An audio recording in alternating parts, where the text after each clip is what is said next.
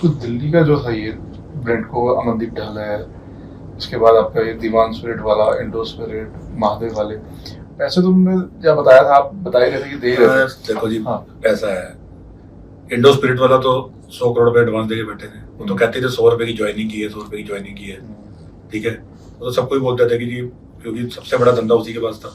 अब 100 रुपए की ज्वाइनिंग में भी एक ये भी ब्लैक और व्हाइट करने का धंधा है। भाई आप 100 रुपए आज किसी को एडवांस में दे दो, कैश आपके में, मेरे घर में कैश पड़ा, मैंने किसी को 100 रुपए एडवांस में दे दिया, अब वापस आने मेरे पास सारे व्हाइट में।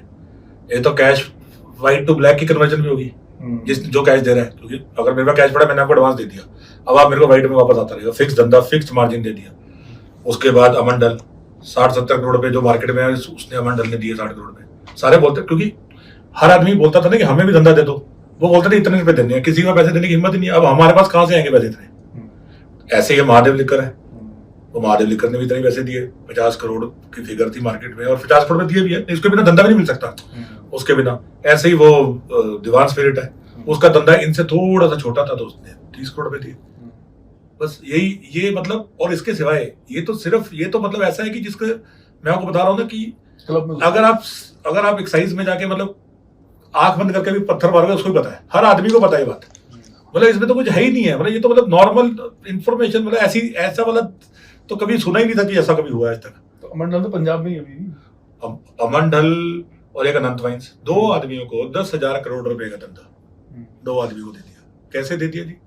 आप मेरे को बताओ, हरियाणा के अंदर पॉलिसी है, एक शहर में 6 L1 होते हैं। कंपटीशन क्या करता है? अगर एक दुकानदार ने या एक कस्टमर ने खरीदनी है, 6 दुकानें हैं, तो उसको तो फायदा ही मिलेगा ना। क्यों दी 2 आदमियों को? मतलब कोई रीजन तो बताओ कि ये 2 आदमी ही क्यों करेंगे? आप क्यों नहीं दे देते हर शहर में 2 आदमियों को, ताकि कंपटीशन, कस्टमर के लिए तो कंपटीशन ज्यादा अच्छी बात है। आप बोल रहे हो, लोग कहते हैं कंपटीशन क्रिएट करो, आप कह रहे हो रिस्ट्रिक्शन क्रिएट कर दो। ऐसी रिस्ट्रिक्शन क्रिएट कर दी, 2 आदमियों को सारा धंधा दे दिया। आज की डेट में अमन ढल प्रिंट को और अनंत वाइन्स पंजाब में जिस भी रिटेलर का धंधा बंद करा सकते हैं। जिसको ना माल दें उसकी दुकान बंद हो जाएगी, वो बेचारा पैसे देके मर जाएगा। आप और अच्छा, आप इसमें मेरे से नहीं, पंजाब के किसी भी रिटेलर से जो बताने की हिम्मत करेगा उससे पूछ लो। वहां भी सेम मतलब जब हिसाब किताब सब कुछ सेम है, तो चेंज कैसे होगा? सब कुछ सेम है उसके अंदर। ये तो बोला हर तरह के पैसे लेने जाते थे। एफआईआर में तो आपका भी नाम है वैसे। अब मेरा नाम, मैं तो रिटेलर, मैं तो दिनेश अरोड़ा को जानता था। अब लोग मेरे को लोग दिनेश अरोड़ा बोलते रहते हैं। मेरा नाम अमित अरोड़ा है जी, अमित अरोड़ा। मैं दिनेश अरोड़ा नहीं हूँ। मेरे को कोई L1 का धंधा नहीं मिला, 1% का भी धंधा नहीं मिला। मेरे पास रिटेल का धंधा है, जो मैंने हाई कोर्ट से मेरे को मिला है। High court, Delhi high court से कोई जीत के लेके आया हूं मैं। मेरे पास कोई और बिजनेस नहीं था। अब मेरा नाम डाल दिया, अब नाम डाल दिया तो मैं तो इंक्वायरी ज्वाइन कर ली, मैंने तो एक भी मिस नहीं की। पॉलिसी बनाने में तो सारा काम जो है वो विजय नायर का था, समीर महेंद्रू का था, अमन ढल का था, मैडम चड्डा का था, और एक अरुण पिल्लई नाम का साउथ से। ये जो अमन ढल है वो ब्रिंडको है, और जो समीर महेंद्रू इंडो स्पिरिट है, मैडम चड्डा महादेव लिकर है, और जो ये है क्या कहते हैं अरुण पिल्लई है। बनाया कितना होगा?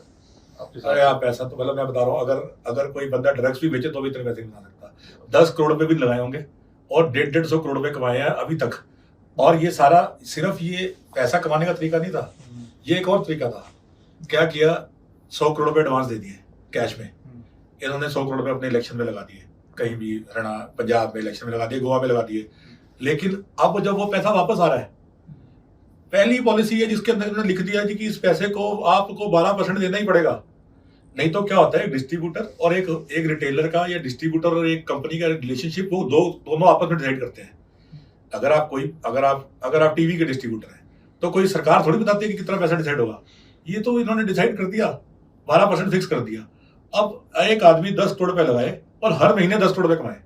ऐसा धंधा तो मैंने तो आज तक जिंदगी में देखा नहीं और सोचा नहीं। और ऐसा मतलब पूरे, ये तो सिर्फ वो जो वैल्यूएशन होती है ना, पेटीएम बन गया जी, 100 पेटीएम ने खोला और हजारों करोड़ का बन गया, वही चीज चल रही थी। अगर ये चलता रहता तो ये हजारों करोड़ रुपए का फ्रॉड था। ये तो सरकार के बीच में पता चल गया। मतलब इतना ओपन फ्रॉड था कि एक्साइज के पीएन को भी पता था कि क्या हो रहा है। मतलब इन्होंने क्या किया, सारी दुनिया को मार दिया और सिर्फ कुछ लोगों को जिंदा कर दिया। सारे रिटेलर्स पुराने मार दिए बेचारे, सारे लोगों को मार दिया। ये तो हाई लगी है जिनको सरेआम, जो इन्होंने ये किया। अभी तो चर्चा भी चल रही थी ना, अब आप सोचो, भी नहीं, पहले एक बात सोचो, वो भी बताता हूँ मैं आपको। पहले एक बात सोचो, पहले 10 लाख रुपए का लाइसेंस था होलसेल का, इन्होंने 5 करोड़ का कर दिया पूरे हिंदुस्तान में। मैं भी आपको बता रहा हूँ, पूरे हिंदुस्तान में कहीं दिखा दो 5 करोड़ का लाइसेंस हो। क्यों कर दिया? ताकि छोटा प्लेयर एग्जिस्ट ही ना करे। 10-12 लोगों ने बेचारों ने L1 लिया, 4 छोड़ गए, 3 छोड़ गए। क्यों? क्योंकि छोटे प्लेयर को 5 करोड़ की फीस ही नहीं आ सकती कभी पूरी, क्योंकि बिजनेस तो 80% के चला गया। बाकी आदमी तो बेचारा फीस भी अपनी वो नहीं कर, ताकि धीरे धीरे क्या हो कि सारा बिजनेस इन चारों के पास आ जाए। बेसिकली प्लान तो यही था कि सारा बिजनेस इन चारों के पास है। पूरा दिल्ली का बिजनेस जो 15,000 करोड़ रुपए की टर्नओवर का बिजनेस है, वो सारा बिजनेस इन चारों के पास आ जाए। अल्टीमेटली तो यही प्लान था। गवर्नमेंट को वैट नहीं देनी। गवर्नमेंट ने तो और इन्होंने क्या किया, क्योंकि इनको पैसे सिर्फ इनको किसी रिटेलर से पैसे नहीं मिल रहे थे, इनको पैसे मिल रहे थे होलसेल से। ये चाहते थे बहुत सारी होलसेल हो। बहुत सारी होलसेल कैसे होगी?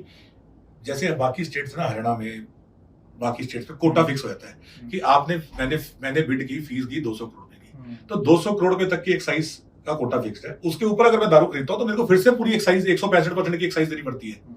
आज सर इन्होंने यहाँ पे क्या किया, जितनी मर्जी बेचो, कुछ कोई कोटा नहीं, 1 रुपया 1% लगेगा। इससे क्या हुआ, ये जो गुजरात का शोर मच रहा है ना, ये गुजरात में दारू कहां से गई है? ये गुजरात में दारू दिल्ली से जा रही है। दिल्ली से?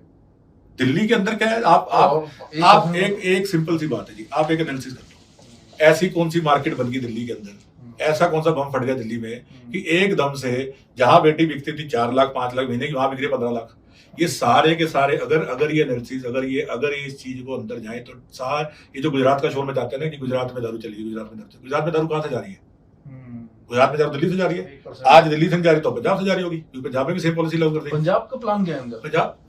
पंजाब में भी सेम। पंजाब में इन्होंने क्या किया, 12 की का 10% कर दिया, क्योंकि शोर मच गया था 12% का, तो 12 की 10 कर दिया। बाकी तो सब कुछ सेम है। पंजाब में रिटेलर छोटे कर दिए। आज जहां से नहीं जाए तो पंजाब से जा रही होगी। लेकिन ये जो दिल्ली को ये क्या चाहते थे कि दिल्ली हमारे धंधे में इसको कहते हैं एक्सपोर्ट हब बन जाए, कि भाई सारी जगह जो दिल्ली से स्मगलिंग हो, सब जगह इनको तो अपने पैसों से मतलब है ना, होलसेल के। अगर कहीं से भी जाएगी इनको तो होलसेल के पैसे मिलेंगे 6%। ये जो 12% की ये थी कमीशन, उसमें 6% का था। ये सब इन्होंने ओबराय होटल में बैठ के, लोधी होटल में बैठ के, ये जो मैंने आपको नाम बताया, अरुण पिल्लई, समीर महेंद्रू, अमंडल, ये मैडम चड्डा, ये सब ने बैठ के इन्होंने पॉलिसी बनाई। ये सब ने बैठ के पॉलिसियां बनाई और उसके बाद इन्होंने 6% का गेम खेला और सबको मार दिया। ठीक है, सारे L1 सिर्फ L1 के ऊपर पॉलिसी दी जा रही है। सिसोदिया तो इसने बहुत बनाया हुआ सरकार ने, इनकी पार्टी। अब देखो जी, अब सिंपल सी बात है, ये कम से कम नहीं तो 3-4 हजार करोड़ की तो ये होलसेल पे प्राइस पे कर गए। उसके अंदर मरे भी 300-400-500 करोड़ पे तो बना ही लिया होगा। बाकी तो अब उसके सिवाय क्या किया भाई, इतना तो सबको इतना तो मतलब कॉमन सेंस की बात है, इसमें तो कुछ है ही नहीं है।